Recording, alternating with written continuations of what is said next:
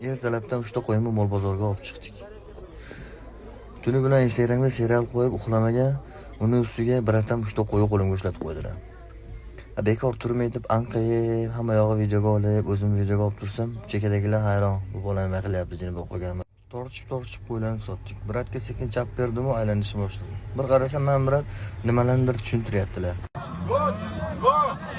Shunday yapsan.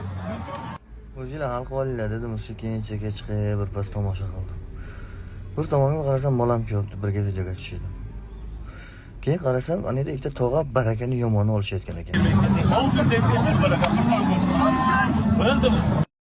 Birpas turdim, hech kelisha olmadi, keyin sekin yana aylanishni boshladim. 2 qadam qo'ysam, ana ikkita birat baraka qilib qo'yishdi, mayli omadlarini bersin dedimi. Qarasam, hali aka hali ham tushuntira olmabdilar. Akamga sabr tiladimi, bir qarasam, buqanib papasi kelib qoldi. Shu King Kong ekan, qarochi. Shu bilan mol bozordagi sarguzashtlarim tugadi deb boshlamga qarab ketib tursam, men bu biratni ko'rib qoldim. Shu biratni ko'rsam hayotga qiziqishim ortadi. Shu bilan mol bozordagi sarguzashtlar o'z nihoyasiga yetdi.